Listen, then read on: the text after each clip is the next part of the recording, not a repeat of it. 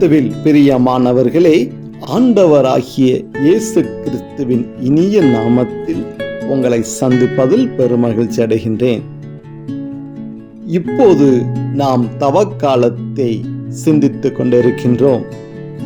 தவக்காலத்தின் ஒருத்தல் முயற்சிகளை நடைமுறைப்படுத்திக் கொண்டிருக்கின்றோம். இந்த தவக்காலம் நம்மை சுத்திகரித்து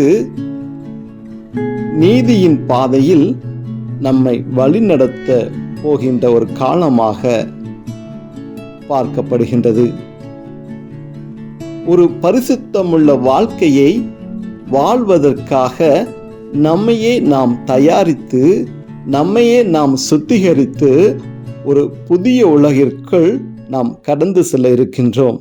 இந்த தவக்காலம் நம்மை நெறிப்படுத்தி வலுப்படுத்தி இயேசுவினுடைய வழிகாட்டுதலை மேற்கொள்ளக்கூடிய ஒரு காலம் இந்த தவக்கால நிகழ்வுகள். இந்த தவக்காலம் எதன் அடிப்படையில் நம்மை நெறிப்படுத்த முடியும் என்று பார்த்தீர்களானால், இயேசுவினுடைய பாடுகள், இயேசுவினுடைய உயிர்ப்பு, இதன் நிமித்தமாகத்தான் இன்று கிறிஸ்தவம் சென்று கொண்டிருக்கின்றது. இப்படியாக இன்று நாம் இயேசுவினுடைய சிலுவையை தியானிக்க நாம் கடந்து வந்திருக்கின்றோம். இந்த சிலுவை தியானம் நம்மை எதை நோக்கி அழைத்து சென்று கொண்டிருக்கின்றது என்று பார்த்தீர்கள் என்றால், ஒருவர் சிலுவையை ஏற்றுக்கொள்கிறார் என்று பார்த்தால் அவர் இயேசுவை ஏற்றுக்கொள்ள வேண்டும். இயேசுவை மட்டும் ஏற்றுக்கொள்ளக்கூடியவராக இருந்தால் அவர் சிலுவையும் ஏற்றுக்கொள்ள வேண்டும். சிலுவை இல்லாமல் இயேசு இல்லை, இயேசு இல்லாமல் சிலுவை இல்லை. இந்த இரண்டுக்கும் நெருங்கிய தொடர்பு உள்ளது. மற்றொரு நிகழ்வு என்னவென்றால், சிலுவையும் வேண்டாம், இயேசுவும் வேண்டாம், அவர் உயிர்த்தார், எனக்கு தூய ஆவியானவரே போதும் என்ற ஒரு நிலை இருந்து கொண்டிருக்கின்றது. இயேசுவும் நமக்கு எவ்வளவு முக்கியமோ அந்த அளவுக்கு தூய ஆவியானவரும் நமக்கு முக்கியமானவர்தான். இவர்கள் இருவரும் எந்த அளவுக்கு நமக்கு முக்கியமோ அதே அளவுக்கு இயேசுவினுடைய சிலுவை மரணம் என்பதும் முக்கியமாகத்தான் நாம் பார்க்க வேண்டும். இயேசு இல்லாமல் சிலுவை இல்லை, சிலுவை மரணம் இல்லாமல் அங்கு மீட்பு இல்லை, உயிர்த்தெழுதல் இல்லை என்பதை நாம் முதலில் நன்றாக தெரிந்து கொள்ள வேண்டும். இயேசுவை பின்பற்றக்கூடியவர்கள் இயேசுவினுடைய சிலுவையை நாம் பின்பற்ற வேண்டும் என்றுதான் மத்தேயு 16வது அதிகாரம் 24வது இறைவார்த்தை இவ்வாறாக சொல்லப்பட்டிருக்கின்றது. என்னை பின்பற்ற விரும்பும் எவரும் தன்னலம் துறந்து தம் சிலுவையை தூக்கிக் கொண்டு என்னை பின்பற்றட்டும் என்று இவ்வாறாக நாம் வாசிக்கின்றோம். அன்பார்ந்தவர்களே, இயேசுவினுடைய இந்த சிலுவை தியானம் என்பது நம்மை ஆராய்ந்து பார்க்க, பல ஆண்டுகள் பின்னோக்கி சென்று நாம் தியானிக்க அழைக்கப்படுகின்றோம். யாரெல்லாம் சிலுவையை பற்றி தியானிக்கின்றார்களோ அவர்கள் மத்தியில் ஆண்டவர் கடந்து வருகின்றார். ஆண்டவருடைய வல்லமை கடந்து வருகின்றது. புதிய பலன் கிடைக்கின்றது, புதிய ஆற்றல் கிடைக்கின்றது. நோய்கள் எல்லாம் அவர்களை விட்டு வெளியேறுகின்றது. பிசாசு அவர்களை விட்டு ஓடிக்கொண்டிருக்கின்றது. இன்று நாம் கிறிஸ்தவர்களாக நின்று ஆராதனை செய்து கொண்டிருக்கின்றோம். ஜெபித்து கொண்டிருக்கின்றோம். பல நன்மையான காரியங்களை பெற்று கொண்டிருக்கின்றோம். இதற்கெல்லாம் காரணம் ஆண்டவராகிய இயேசு கிறிஸ்து.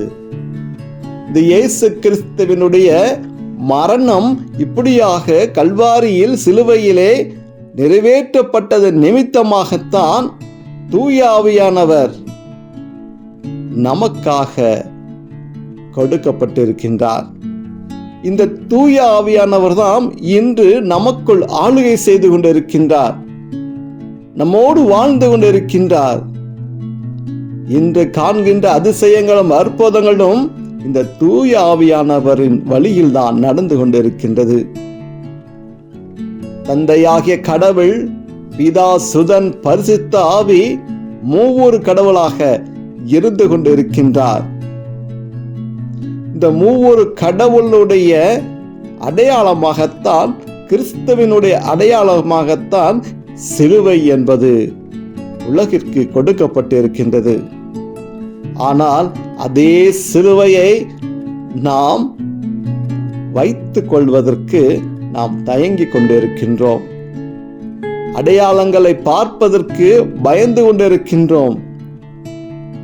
சிலுவையை அல்ல நாம் வணங்குவது, சிலுவையில் தொங்கிய அந்த இயேசுவினுடைய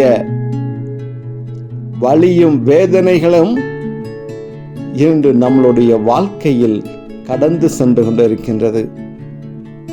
அந்த சிலுவையினுடைய இரத்தமும் தண்ணீரும் நம்மளுடைய பாவங்களை கழுவி நம்மை நெறிப்படுத்தி தூய ஆவியானவரால் நிரப்பப்பட்டு, அக்னி அபிஷேகத்தால் நிரப்பப்பட்டு இன்று பல விடுதலைகளையும் பல ஆசீர்வாதங்களையும் நாம் பெற்று கொண்டிருக்கின்றோம். வலியும் வேதனையும் எனக்கு வேண்டாம், இயேசுனுடைய விடுதலை மட்டும் எனக்கு வேண்டும், அதிசயங்களும் அற்புதங்கள் மட்டும் வேண்டும் என்று சொல்லி ஒரு கூட்ட ஜனங்கள் வாழ்ந்து கொண்டிருக்கின்றது. கிறிஸ்துவத்தை அறியாத மக்களும் கிறிஸ்துவுக்குள் வரப்படுகின்ற போது அவர்களுக்கு தெரிந்த அடையாளம் சிலுவை மாத்திரம்தான். இயேசு என்ற மனிதர் ஒருவர் இருந்தார், அவர் சிலுவையிலே அறையப்பட்டார், 3ஆம் நாள் உயிர்த்தெழுந்தார் என்ற வரலாறு கிறிஸ்துவை அறியாதவர்களுக்கு தெரிந்திருக்கின்றது. இதோ அவர் 3ஆம் நாள் உயிர்த்து விட்டார் என்று பரலோகத்தின் வாயிலாக அவர் வாழ்ந்து கொண்டிருக்கின்றார் என்று கிறிஸ்துவை அறியாதவர்கள் நம்பிக்கொண்டிருக்கின்றார்கள்.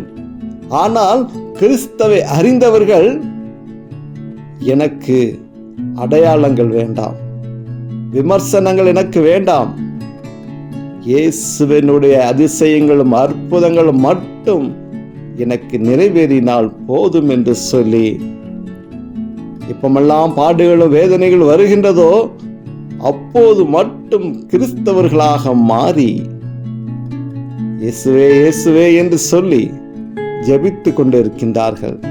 தூய ஆவியானவரே என்று சொல்லி ஜெபித்துக் கொண்டிருக்கின்றார்கள். ஆனாலும் ஆண்டவர் மனம் இறங்கி அவர்களுடைய குரலுக்கு செவிசாய்த்து அவருடைய தேவைகளை நிறைவேற்றக்கூடியவராகத்தான் இருந்து கொண்டிருக்கின்றார். அன்பார்ந்தவர்களே, சிலுவை தியானத்தில் நாம் பார்க்கப்படுகின்ற இயேசுவினுடைய 5 காயங்கள், சிலுவை மரணம் என்பதே ஒரு தண்டனைக்குள்ளான ஒரு தீர்ப்பு. அன்று ரோமையர்களுடைய காலங்களிலே அப்படியான ஒரு தீர்ப்பை அவமானத்தின் தீர்ப்பாக வழங்கி, நல்லவருக்கும் அதே தீர்ப்புதான், குற்றவாளிக்கும் அதே தீர்ப்புதான், திருடர்களுக்கும் அதே தீர்ப்புதான். பொல்லாதவர்கள் மத்தியில் இயேசுவுக்கும் கொடுக்கப்பட்ட அதே சிலுவை மரம்தான், இயேசுவினுடைய ஆணி படிந்த அந்த கரம்தான் இன்று நம்மளுடைய வாழ்க்கையை தொட்டு கொண்டு இருக்கின்றது. அந்த கரம்தான் நம்மை தொட்டு சுகமளித்துக் கொண்டு இருக்கின்றது. கரங்களிலே ஆணிகள் பதிக்கப்பட்டு, கால்களிலே ஆணிகள் அடிக்கப்பட்டு, விழாவில் அம்புகள் எய்யப்பட்ட நிலையில் இயேசுவினுடைய மரணம். யாரெல்லாம் சிலுவையை தியானிக்கின்றார்களோ அந்த சிலுவையை தியானிக்கப்படுகின்ற போது ஆண்டவருடைய வாழ்க்கை வரலாறும் அதில் அடங்கி விடுகின்றது. எங்கு இந்த சிலுவை ஆரம்பிக்கப்பட்டது, யார் இந்த சிலுவையை சுமத்தினார்கள், யாரால் இந்த சிலுவையை சுமத்தப்பட்டது என்று நாம் சிந்திக்க அழைக்கப்படுகின்றோம். அப்படியாக நாம் சிந்திக்கப்படுகின்ற போது ஒரு உத்தம மனிதர், பாவமற்ற மனிதர் நமக்காக உலகில் கடந்து வந்து மனிதரோடு மனிதனாக ஒரு தெய்வம் மனித சாயலில் படைக்கப்பட்டு மனிதர்களுடைய பாவங்களை மீட்டெடுப்பதற்காக பூமிக்கு கடந்து வந்தார். மனிதர்களை மீட்டெடுத்து பல அடையாளங்களையும் அற்புதங்களையும் செய்து தெய்வத்திற்கு நிகராக வாழ்ந்து கொண்டிருந்த மனிதர் அவர். எங்கோ இவன் தெய்வமாக மாறிவிடுவான், இதோ ஒரு மனிதன், இவன் தெய்வத்தினுடைய அதிசயங்களும் அற்புதங்களும் செய்து கொண்டிருக்கின்றான், இவனுடைய ராஜாங்கம் பெரியதாக இருக்கின்றது, இவன் அரசனாகி விடுவானோ என்றெல்லாம் பயந்தவர்கள் கோழைத்தனத்துடன் இயேசுவை எதிர்க்க முடியாத நபர்கள் இவனை ஒழித்து கட்ட வேண்டும் என்று சொல்லி திட்டம் தீட்டி பிலாத்துவிடம் கையளிக்கப்பட்ட அந்த சூழ்நிலை யாரால் நிறைவேறியது? அதிசயங்களும் அற்புதங்களும் பெற்றுக்கொண்ட மனிதரால் தான். இல்லாது பொல்லாததை பிலாத்துவிடம் சொல்லி அங்கே இருந்துதான் சிலுவை ஆரம்பிக்கப்படுகின்றது. அங்கே இருந்துதான் வலியும் வேதனையும் ஆரம்பிக்கப்படுகின்றது. அங்கே இருந்துதான் மரணம் பிறப்பிக்கப்படுகின்றது. பல்வேறு நிலைகளில் நாம் சிலுவை பாடுகளை தியானித்துக் கொண்டிருக்கின்றோம். அந்த சிலுவை பாதைகளிலே கடந்து வந்த சூழ்நிலைகள், இடர்பட்டவர்களுடைய சூழ்நிலைகள் என்றெல்லாம் பல்வேறு நிலைகளாக பிரித்து நாம் தியானித்துக் கொண்டிருக்கின்றோம். அதே ஜெப கருத்துக்கள் தான் நாம் சிலுவையினுடைய தியானிக்கப்பட இருக்கின்றோம். இந்த சிலுவை தியானத்திலே நீங்க பங்கெடுத்து இயேசுவினுடைய பாடுகள் நிலைகளை நாம் தியானிக்கப்படுகின்ற போதுதான் உண்மையான நிலை என்பது என்ன என்பது நமக்கு தெரியும். உங்களுக்கும் எனக்கும் ஒரு சிலுவை அடையாளத்தை கொடுத்தால் அன்று என்ன சொல்லி இருப்பார்கள்? உங்களுக்கும் எனக்கும் சிலுவை சுமத்தப்பட்டிருந்தால் அன்று ரோமை காலத்தில் உங்களுக்கும் எனக்கு என்ன பெயர் வைத்திருப்பார்கள்? நாம் ரோமை காலத்தில் வாழ்ந்திருந்தால், 2000 நூற்றாண்டுக்கு முன்பு நான் வாழ்ந்திருந்தால், என் மேல் சிலுவை சுமத்தப்பட்டிருந்தால் என்னுடைய நிலை என்ன? என்னுடைய பேருக்கு வந்த அவமானம் என்ன? நம்மை நாம் சுய பரிசோதனை செய்வோம். இயேசுவினுடைய சிலுவையாக நாம் பார்க்க வேண்டாம். உங்களுடைய வாழ்க்கையிலும் என்னுடைய வாழ்க்கையிலும் சிலுவை கடந்து வந்து இருந்தால், என்னை குற்றவாளியாக பெயர் சூட்டப்பட்டு எனக்கு சிலுவையை சுமத்திருந்தால், நான் பட்ட பாடுகள், நான் பட்ட வேதனைகள், எனக்கும் முள்முடி சூட்டப்பட்டு வசையடி கொடுத்து சாட்டையடி கொடுத்து தரதரவென்னை இழுத்து சென்றிருந்தால் உங்களுடைய என்னுடைய நிலை என்னவாக இருந்திருக்கும்? உலகம் நம்மளை என்னவாக பேசியிருக்கும்? சிந்தித்து பார்ப்போம். அடுத்தவர்களை பார்த்து விமர்சனம் செய்து கொண்டிருக்கின்றோம். அடுத்தவர்களுக்கு என்ன நடந்து கொண்டிருக்கின்றது என்று பார்த்து கைதட்டி சிரித்துக் கொண்டிருக்கின்றோம்.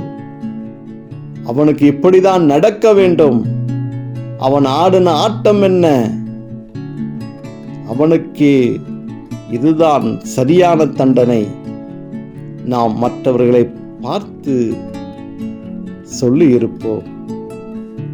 அதே நிலை, அதே சிலுவை உங்க மேல என் மேல இருக்கப்படுகின்ற போது நம்மளை பார்த்து 1,00,000 ஜனங்கள் அல்ல, 1 கோடி ஜனங்கள், இதோ இவன் திருடன், இவன் பாவி, இவன் வாழ்க்கை முறை மோசமானது, இவன் கள்வன், இவன் கொலையாளி, இவன் குற்றவாளி என்றெல்லாம் பல அடுக்கு சொற்களை நம் மீது சுமத்தப்பட்டிருந்தால் நம்மளுடைய நிலை என்னவாக இருந்திருக்கும்?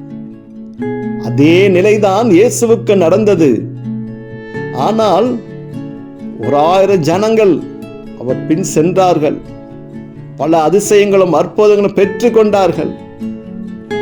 ஆனால் அவர்களால் வேடிக்கை பார்க்க மட்டுமே முடிந்தது. அவருடைய பாடுகளின் வேதனைகளும் பங்கெடுக்க முடியவில்லை. ஏனென்றால் பயம். ஏனென்றால் என்னுடைய வாழ்க்கை எனக்கு முக்கியமானது. இவரால் தான் நான் வாழ்ந்து கொண்டிருக்கின்றேன். இவரால் தான் நான் இன்று பிசாசின் பிடியில் இருந்து நான் வாழ்ந்து கொண்டிருக்கின்றேன். நோய்களின் பிடியிலிருந்து விடுபட்டு இருக்கின்றேன். இவரால் தான் எனக்கு மீட்பு கிடைத்தது. இவருடைய வார்த்தைகள் தான் என்னை திடப்படுத்தி வாழ வைத்தது என்றெல்லாம் தெரிந்திருந்தோம். அந்த இடங்களிலே நாம் இடைப்பட மறுத்திருக்கின்றோம், தடுத்து நிறுத்த மறுத்திருக்கின்றோம். பல மனிதர் கூட்டம் இயேசுனுடைய பாடுகளை இடர்பட்டு, இது தவறு, இப்படி நடக்கக்கூடாது, இந்த பாடுகளில் வேதனை எங்களுக்கு பங்குண்டு என்று சொல்லி தடுத்து நிறுத்தியிருந்தால் இன்று சிலுவை மரம் அடையாளமாக இருந்திருக்காது. இயேசுவினுடைய உயிர்ப்பு அடையாளமாக இருந்திருக்காது. இதனால் தான் என்னவோ ஆண்டவர் மனிதர்களை அனுமதிக்கவில்லை. பாடுகளையும் வேதனைகளும் காட்சி பொருளாக்கி சென்று விட்டார். இப்படியாக ஆரம்ப நிலையிலிருந்து இயேசுவினுடைய உயிர் திறப்பு வரை நாம் ஒவ்வொரு நிலைகளாக அவர் வாழ்ந்த வாழ்க்கையை, அவர் அடைந்த துன்பங்களை நாம் சிந்தித்து பார்க்கப்படுகின்ற போதுதான் அந்த சிலுவைக்கு உண்டான மதிப்பு என்னவென்று தெரியும். அது அவமான சின்னமாக இருந்திருக்கலாம், ஆனால் ஒவ்வொரு கிறிஸ்தவர்கள் மத்தியிலும் அது மீட்பு சின்னமாகத்தான் இன்று வரை நம்ம பார்த்து கொண்டு இருக்கின்றோம். அதனாலதான் சிலுவையை முன்னின்று வைத்து, அதனால்தான் சிலுவையை முன்வைத்து நாம் இயேசுவை அந்த சிலுவையில் பார்த்து கொண்டிருக்கின்றோம். அந்த சிலுவையினால்தான் ஆண்டவர் நமக்கு மீட்பு கொடுத்திருக்கின்றார். தூய ஆவியானவர் நம்மளோடு உலாவிக் கொண்டிருக்கின்றார். நாம் சிலுவையை வணங்கக்கூடியவர்கள் அல்ல, அந்த சிலுவையில் இயேசுவினுடைய பாடுகளை பார்க்கக்கூடியவர்களாகத்தான் நாம் வாழ வேண்டும். அன்பார்ந்தவர்களே, அந்த சிலுவை இல்லை என்று வைத்தால் இயேசு காணாமல் போய்விடுவார். சிலுவை அடையாளமும் இல்லாமல் இருந்திருந்தால் கிறிஸ்தவம் காணாமல் போயிருக்கும். இன்றைய அளவில் கிறிஸ்தவர்கள் என்று உலக அளவில் பேசப்படுகின்ற போது அவர்களுக்கு முன்பாக கிறிஸ்தவனுடைய அடையாளம் அந்த சிலுவையாகத்தான் இருந்து கொண்டிருக்கின்றது. கிறிஸ்தவத்தில் பல வேற்றுமைகள் இருக்கலாம், பல சபைகள் இருக்கலாம், ஆனால் கிறிஸ்துவை அறியாதவர்கள் மத்தியில் இவன் கிறிஸ்தவன் என்றால் இவனுடைய அடையாளம் சிலுவையாகத்தான் பார்க்கப்படுகின்றது. யாரெல்லாம் சிலுவையை பின்பற்றுகின்றார்களோ, யாரெல்லாம் சிலுவை முன்பாக உட்கார்ந்து தியானிக்கின்றார்களோ, அந்த இடங்களில் இயேசு கடந்து வருகின்றார். அந்த இடங்களில் இயேசுவினுடைய பிரசன்னம் இருந்து கொண்டு இருக்கின்றது. அந்த நிமிடத்தில் இயேசுவினுடைய வல்லமை நம்மை ஆட்கொண்டு கொண்டிருக்கின்றது.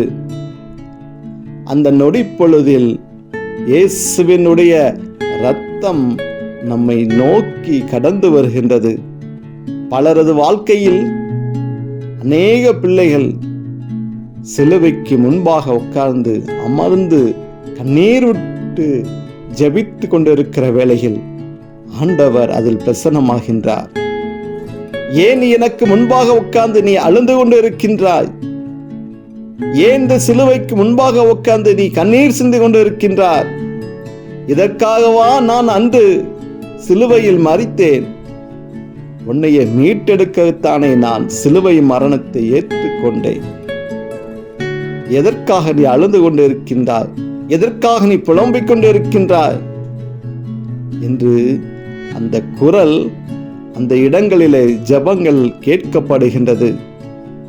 ஆண்டவர் மனம் இறங்கி நம்முடைய தேவைகளை நிறைவேற்றக்கூடியவராக அந்த சிலுவை ஜெபங்கள் வாயிலாக பல அற்புதங்கள் நடந்து கொண்டு இருக்கின்றது.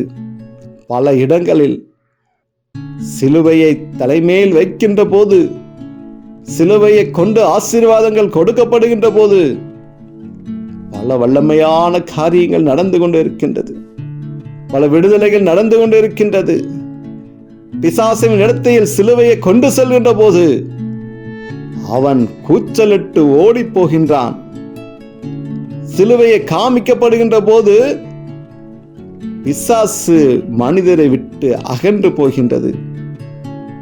இயேசுவின் நாமத்தை எங்கெல்லாம் சொல்கின்றோமோ அங்கெல்லாம் விடுதலை உண்டாகின்றது, மீட்பு உண்டாகின்றது. பலரது கேள்வி இப்படியாக இருந்து கொண்டு இருக்கின்றது. சிலுவை மரம் அது ஒரு அவமானத்தின் சின்னம். அதில் இயேசு மரித்து விட்டார். அந்த சிலுவை ஒரு கள்வனுக்கு கொடுக்கப்பட்டது. அது இயேசுவுக்கு கொடுத்தார்கள். அதையே நாம் தியானிக்க வேண்டும். அது நாம் தியானிக்க கூடாது. அந்த சிலுவை வேண்டாம் நமக்கு. அந்த சிலுவையின் வாயிலாக இயேசு அடக்கம் செய்யப்பட்டு விட்டார். அவர் மரித்து விட்டார். அது அப்படியாக நீங்க பாருங்கள். நமக்கு 3ஆம் நாள் தூய ஆவியானவர் கொடுக்கப்பட்டிருக்கின்றார். இப்போது நம்மளோடு வாழ்ந்து கொண்டு இருப்பவர் தூய ஆவியானவர் தான். அவரை மட்டும் வணங்கினால் போதும். ஏன் நீங்கள் பழைய கிறிஸ்தவர்களாக, ஏன் நீங்கள் சிலுவையோடு வாழ்ந்து கொண்டு இருக்கின்றீர்கள்? அதுதான் சிலுவையிலிருந்து மீட்பு வந்துவிட்டதே என்று ஒரு கூட்டம் சொல்லிக்கொண்டு வந்து கொண்டிருக்கின்றது. அன்பார்ந்தவர்களே, இயேசுவினுடைய வரலாறு யாரால் மறுக்கப்பட முடியாது. நடந்தது நடந்ததாகத்தான் இருந்து கொண்டிருக்கின்றது. அதற்காக நடந்து முடிந்ததை மறக்க முடியுமா? ஏனென்றால் அது வரலாறு மட்டுமல்ல, இயேசுவின் படைப்பின் ஒரு சாயலாகத்தான் நாம் பார்த்து கொண்டிருக்கின்றோம். பிதா மகனை கொடுத்தார். மகனினுடைய பாடுகளும் மரணமும் தான் தூய ஆவியானவர் வந்திருக்கின்றார். மீண்டுமாக இயேசு நம்மளோடு வருவார் என்றுதான் நாம் காத்து கொண்டிருக்கின்றோம். இயேசுவினுடைய 2ஆம் வருகை வரும் என்று சொல்லிதான் நம்ம காத்து கொண்டிருக்கின்றோம். அவர் எப்படி வருவார், எந்த சூழ்நிலையில் வரப்போகிறார் என்றெல்லாம் பல அடையாளங்களும் தரிசனங்களும் இருந்தாலும் நமக்கு அவர் வரும்போது மட்டும்தான் தெரியும். நாம் அதற்காகத்தான் காத்து கொண்டிருக்கின்றோம். அன்பார்ந்தவர்களே, சிலுவையில் தொங்கின அந்த இயேசுவை நம்முடைய மனக்கண்கள் கொண்டு வருவோம். மரத்திலே ஆணை கொண்டு மனிதனை தொங்க விடுகின்றார்கள். உடம்பு முழுவதும் காயங்கள், உடல் முழுவதும் கிழிக்கப்பட்டு சதைகள் எலும்பிலை தொங்கிக் கொண்டு இருக்கின்றது. மனிதனுக்கு உண்டான அடையாளங்கள் அந்த இடங்களில் காணப்படவில்லை. உடம்பு முழுவதும் இரத்தங்கள் ஒழுகிக் கொண்டு இருக்கின்றது. முகத்தினுடைய அடையாளங்கள் மறைந்து வருகின்றது. முள்முடி தலையை நெருக்கி கொண்டு இருக்கின்றது. அளக்கூடி முடியாத சூழ்நிலையில் கண்களில் இருந்து தண்ணீர் வருகின்றதா, இரத்தம் வருகின்றதா என்று தெரியாத அளவுக்கு கோரமான முகம் கண்களுக்கு முன்பாக கொண்டு வருவோம். அந்த வேதனைகளை கண்களுக்கு முன்பாக கொண்டு வருவோம். சிந்தித்து பாருங்கள். அந்த நிலை உங்களுக்கும் எனக்கும் வந்திருந்தா ஐயோ நாம் காணாமல் போயிருப்போம். ஆனால் இயேசு தந்தையோடு இருந்தது நிமித்தம்தான் அவரால் அந்த நிலையை ஏற்றுக்கொள்ள முடிந்தது. தந்தையோடு இணைந்து வாழவில்லை என்றால் அவர் இழுத்து வருகின்ற போதே உயிர் விட்டு இருப்பார். அவரது மரணம் கல்வாரியில்தான் நிறைவேற வேண்டும்.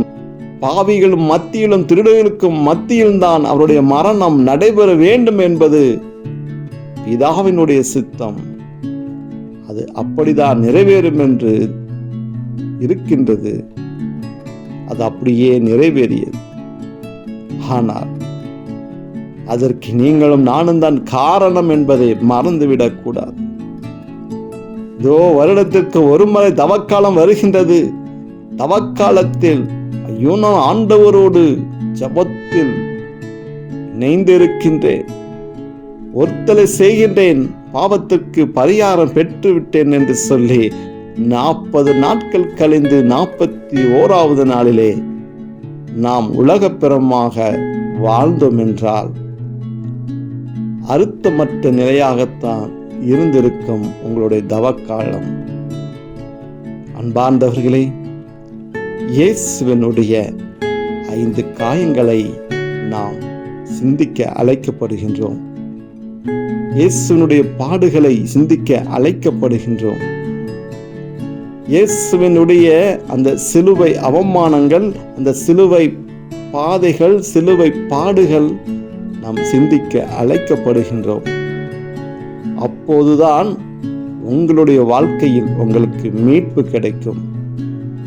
இயேசுவினுடைய சிலுவையை தியானிக்கப்படுகின்ற போதுதான் அவருடைய வலியும் வேதனைகளும் நமக்கு தெரியும். அப்போதுதான் இனி வரக்கூடிய காலங்களில் நாம் பாவம் செய்யாதவர்களாக, பாவங்களை மற்றவர் மேல் சுமத்தாதவர்களாக வாழ முடியும். இந்த சிந்தனையோடு இந்த தவக்காலத்தை நாம் நிறைவு செய்வோம். ஆண்டவராகிய இயேசு கிறிஸ்து உங்களையும் என்னையும் ஆசீர்வதிப்பாராக. ஆமென்.